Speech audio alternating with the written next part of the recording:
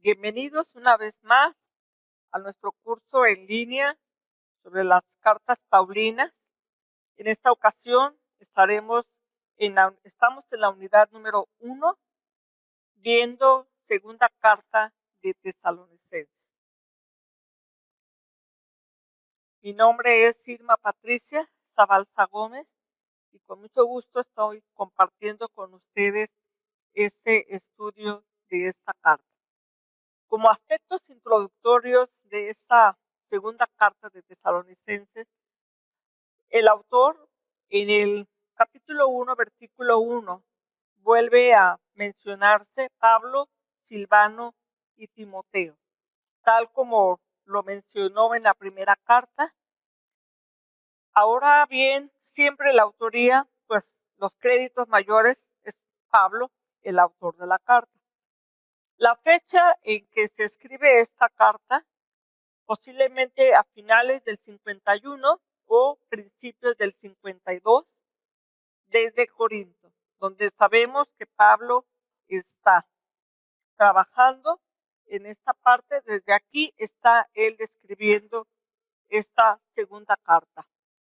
El contexto, veíamos en la carta anterior, en la primera carta, que había hostilidad, había tribulación, y al parecer la hostilidad ha desaparecido, al menos la que proviene de los judíos.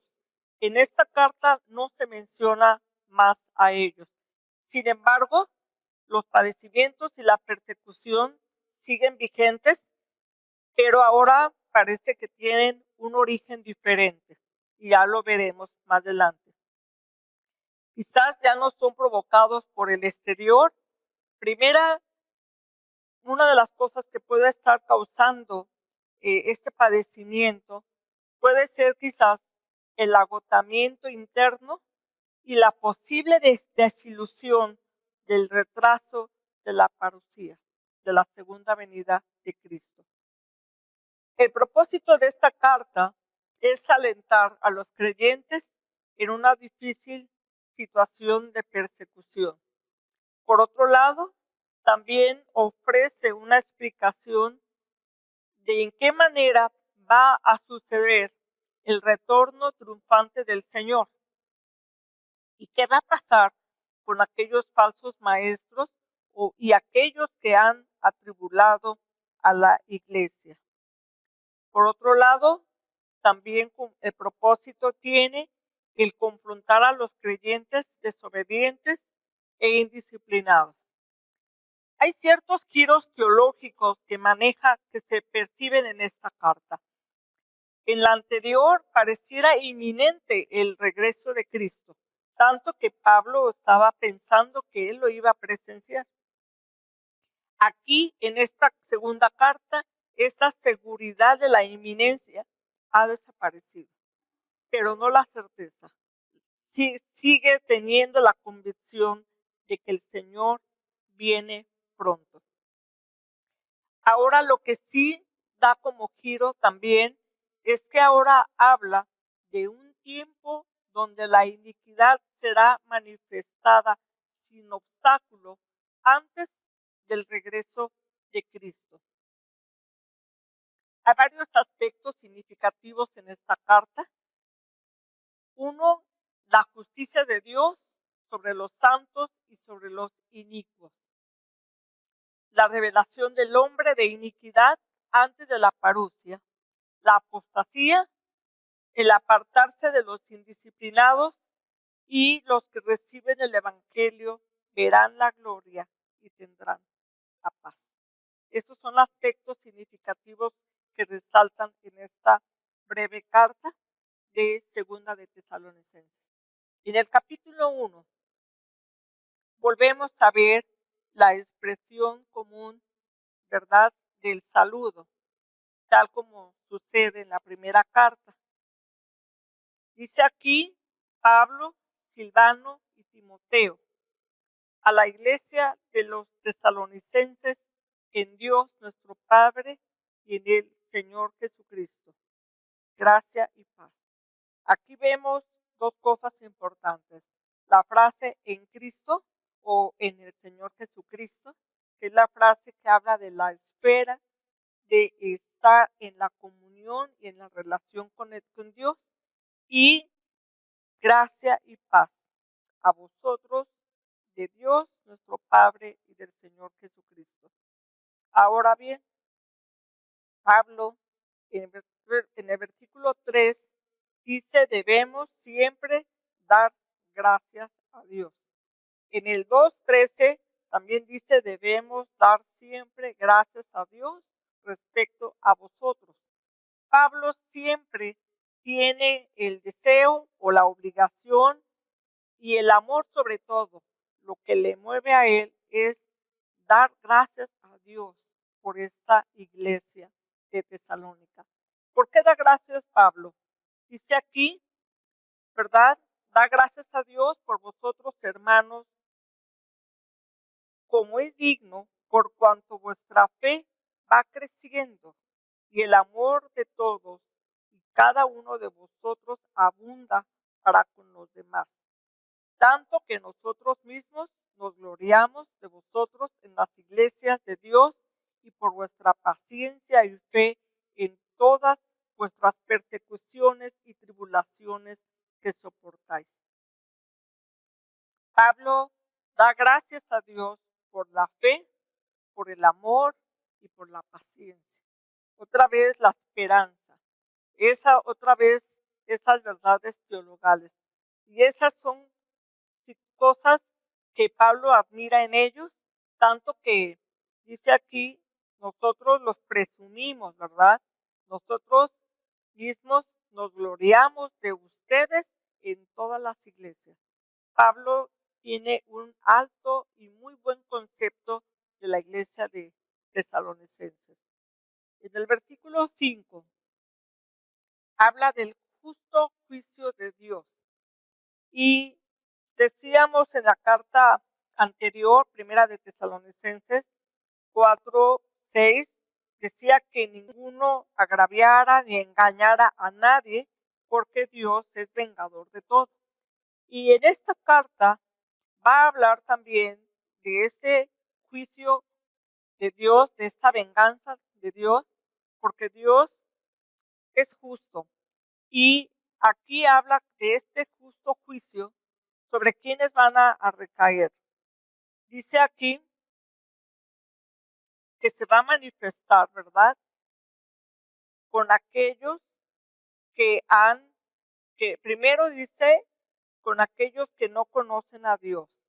Dice el justo juicio delante de Dios justo de Dios, pagar con tribulación a los que os atribulan. Aquellos que han atribulado a la iglesia, Dios no lo va a pasar por alto, sino que Él va a tener un acto de justicia para contra esas personas. Y dice en el 7, y a vosotros que sois atribulados, daros reposo con nosotros, cuando se manifieste el Señor Jesús desde el cielo, con los ángeles de su poder. Por un lado, habla de que esa venida del Señor para algunos va a ser tribulación, pero para otros va a ser paz, descanso. Y aquí hay una expresión en el 8 muy interesante, dice: en llama de fuego, para dar retribución a los que no conocieron a Dios ni obedecen al Evangelio de nuestro Señor Jesucristo. Aquellos que no creen y aquellos que han oprimido o atribulado a la iglesia recibirán su recompensa. Pero esta expresión, llama de fuego, viene del lenguaje teofánico del Antiguo Testamento y lo podemos ver en Isaías capítulo 66, Isaías 66, versículo 15. Dice: porque he aquí que Jehová vendrá como fuego, con fuego, y sus carros como torbellino, para descargar su ira con furor y su reprensión como llama de fuego. Y de aquí está tomando Pablo esta referencia como llama de fuego. y viene de un contexto del Antiguo Testamento de Isaías 66:15. Ahora bien, dice, cuando venga aquel día. Aquí la expresión de la venida del Señor como aquel día tiene también un trasfondo del Antiguo Testamento, del llamado día del Señor. En Isaías 13, versículos 9 al 11, dice, he aquí el día de Jehová, viene terrible, y de indignación y ardor de ira, para convertir la tierra en soledad y raer de ella a sus pecadores. Por lo cual las estrellas de los cielos y sus luceros no darán su luz, y el sol se oscurecerá al nacer, y la luna no dará su resplandor. Y castigaré al mundo por su maldad, y a los impíos por su iniquidad, y haré que cese la arrogancia de los soberbios, y abatiré la altivez de los fuertes. Y está hablando del día de Jehová como un día de juicio. También en Sofonías 1, 4 al 16, aunque es una extensión grande, no la voy a leer, solamente voy a recalcar. El versículo 7 dice, calla en la presencia de Jehová el Señor, porque el día de Jehová está cercano. En el 10 dice, y habrá en aquel día, dice Jehová. El versículo 14 dice, cercano está el día grande de Jehová, cercano, muy próximo. Los judíos tenían el concepto del día del Señor o el gran día, el día de Jehová, como un día de retribución, de castigo para los malos, pero también era un día que sería de bendición para los que creen en él.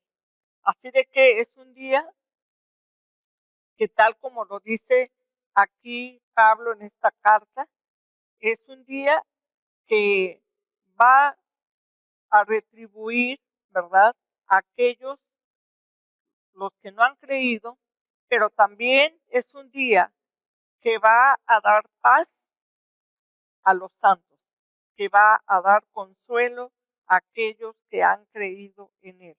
Entonces, es un día muy especial, ese día del Señor, que es la segunda venida de Cristo, en el contexto que lo estamos viendo ahora aquí en las cartas paulinas. En el versículo 11 habla de lo siguiente, dice, por lo cual asimismo oramos siempre por vosotros, para que nuestro Dios os tenga por dignos de su llamamiento y cumpla todo propósito de bondad y toda obra de fe con su poder. La oración de Pablo, ¿verdad?, es una oración hermosa, porque él ora, ¿verdad?, porque los tesalonicenses encuentren su deleite en la bondad de Dios. También ora porque ellos tengan grandes frutos en él. Y también porque dice aquí, para que el nombre de nuestro Señor sea glorificado en vosotros y vosotros en él, por la gracia de nuestro Dios y del Señor Jesucristo. Los tesalonicenses, veíamos, su obra está marcada por la fe, ha surgido de la fe y se sostiene por la fe, pero no de ellos, no depende de ellos. Dice aquí, con su poder, y hablando del poder de Dios. Esa es la oración y la esperanza que tiene Pablo por los hermanos de Tesalónica. Capítulo 2. En este capítulo 2, Pablo invita a que los hermanos no se dejen engañar, ni tampoco se alarmen. Pareciera que esta forma de engaño podía tener varias procedencias. Dice aquí, veamos versículos, la sección es amplia del 1 al 12, pero vayamos por partes. Dice aquí, pero con respecto a la venida de nuestro Señor Jesucristo y nuestra reunión con Él, os rogamos, hermanos, que no os dejéis mover fácilmente de vuestro modo de pensar, ni os conturbéis. Dice aquí, ¿de qué manera? Ni por espíritu, ni por palabra, ni por carta, como si fuera nuestra. Pareciera que quizás algunos estaban dando alguna revelación, verdad divina, y hasta empleando el nombre de Pablo, y Pablo dice, no se dejen engañar. Ahora dice aquí, dice en el sentido de que el día del Señor está cerca.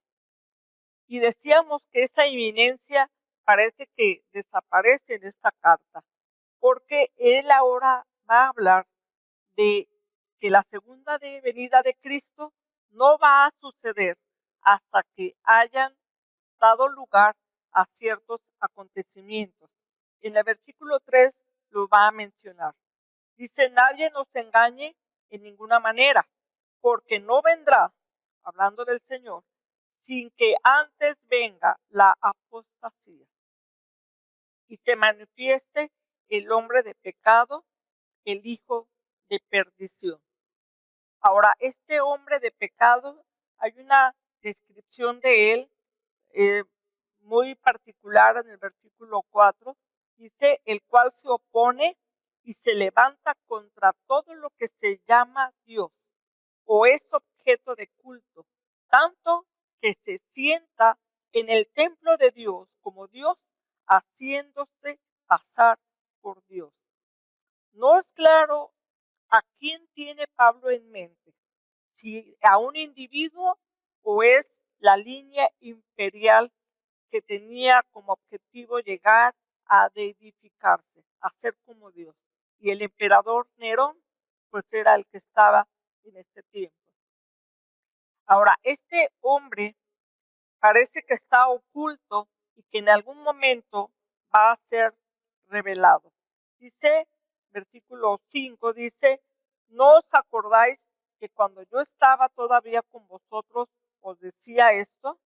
Y ahora vosotros sabéis lo que lo detiene, a fin de que a su debido tiempo se manifieste. Es decir, este hombre de pecado o hijo de perdición está oculto. En algún momento se va a manifestar, pero parece ser que hay algo que lo detiene. Ahora, ¿qué es lo que lo detiene? Nosotros no lo sabemos y el texto no lo dice. Sin embargo, los hermanos lo saben. Dice aquí, y vosotros sabéis lo que lo detiene. Y es una incógnita, porque no nos dice qué es lo que lo detiene. Sin embargo, en algún momento se va a manifestar. Dice el versículo 8, ¿verdad? Dice, y entonces se manifestará aquel inicuo a quien el Señor matará con el espíritu de su boca y destruirá con el resplandor de su venida. Inicuo cuyo advenimiento es por obra de Satanás con gran poder y señales y prodigios mentirosos.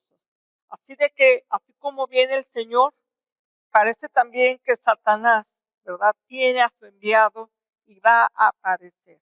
Pero hay algo que lo está deteniendo. Ahora, la gente, ¿verdad?, dice aquí que viene con poder y prodigios mentirosos. En el versículo 10, 11 y 12 habla de las personas que siguen a este hombre y que creen en sus mentiras, ¿verdad? Y obviamente al creer en sus mentiras los hace objetos de que sean condenados por no creer en la verdad, sino complacerse en la injusticia que practican estas personas y este hombre de perdición. En el versículo 13 al 17, Pablo sigue hablando de la gratitud que tiene a Dios respecto a los tesalonicenses. Y dice aquí, fíjense, da gracias a Dios porque dice, los ha elegido.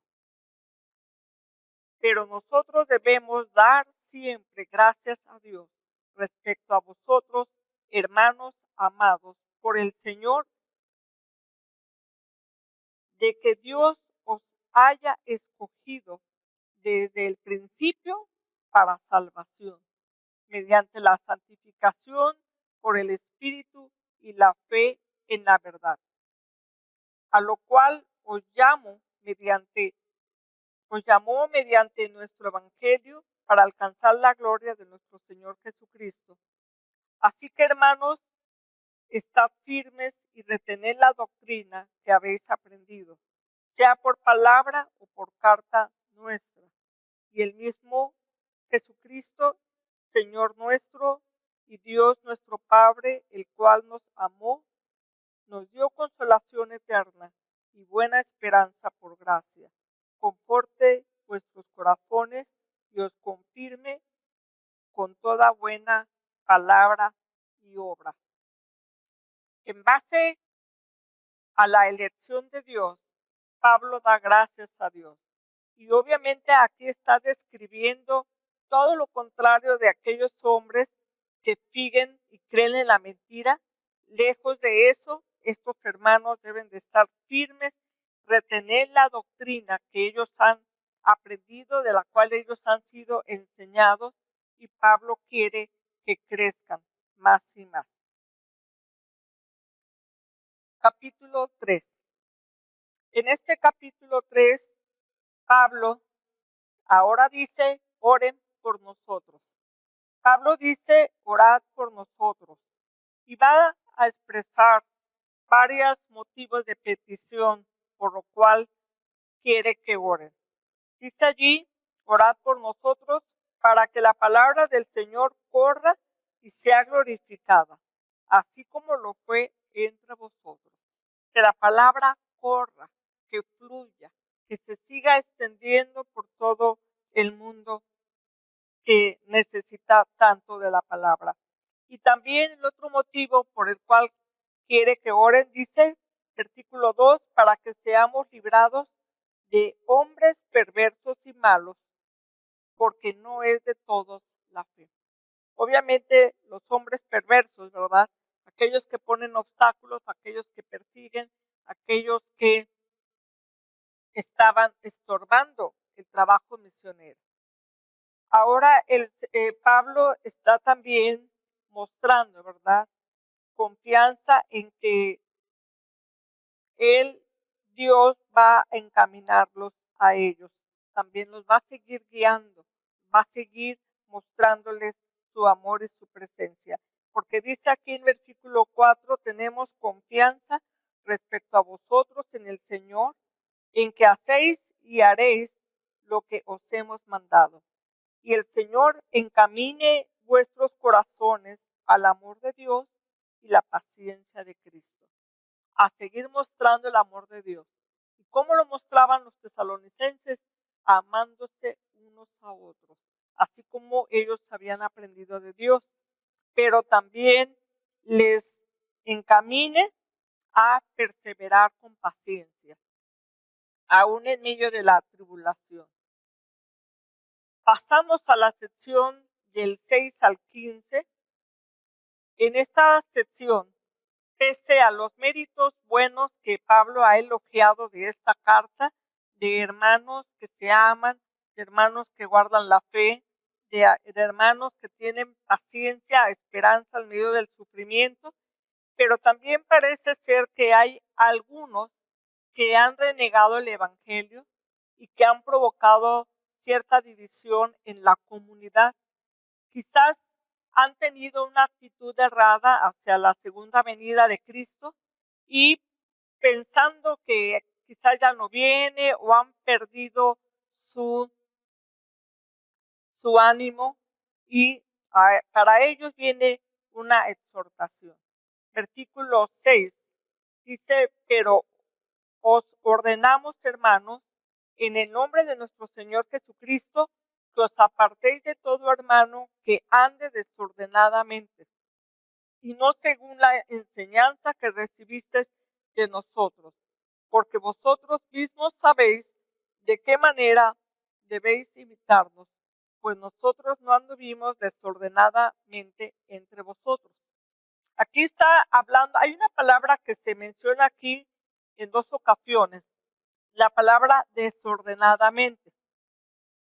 Dice que se aparten de todo aquel que ande en forma desordenada, pero también dice que ellos no anduvieron en forma desordenada.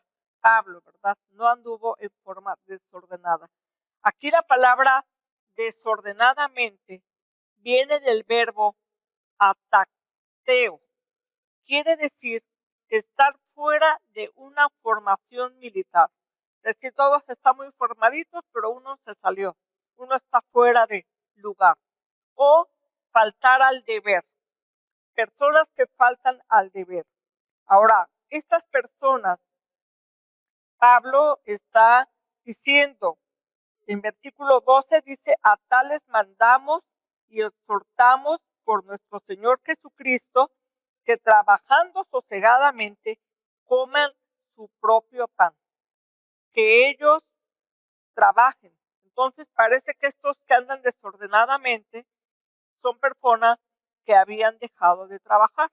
Y al estar de ociosos, ellos podían entrometerse en los asuntos de los demás. Pablo va a decir en el 10, ¿verdad? Que él ordena, dice, si alguno no quiere trabajar, que tampoco coma. Entonces, según la instrucción de Pablo, hermanos, pónganse a trabajar. Si el Señor viene pronto, no sabemos cuándo. Ahora ya dio ciertas circunstancias que deben de aparecer cuando venga, pero mientras tanto, hermanos, ustedes pónganse a trabajar. ¿Y qué les dice al resto de la comunidad, a los hermanos? Dice en versículo 13, dice, y vosotros, hermanos, no os canséis de hacer el bien. Si alguno no obedece a lo que decimos por medio de esta carta, a este señaladlo, no juntéis con él para que se avergüence. Pero tiene ciertas limitantes, porque dice, mas no lo tengáis por enemigo, sino amonestarle como a un hermano. Entonces, no deben de tratarlos como enemigos, sino aconseja que los traten con paciencia y con amor y con firmeza. Finalmente, en el versículo 16 al 18, Pablo concluye esta carta, este saludo también, de otra vez con la gracia. En el versículo 10, y el mismo Señor de paz, os dé siempre paz en toda manera. El Señor sea con vosotros. El Señor les dé paz. El versículo 18, la gracia de nuestro Señor Jesucristo sea con todos vosotros. Y Él habla, ¿verdad?, de una forma auténtica, original, como una firma. Dice, la salutación es de mi propia mano, de Pablo, que es el signo en toda carta mía. Así escribo. Pablo escribe esta carta y termina, ¿verdad?, con palabras de aliento.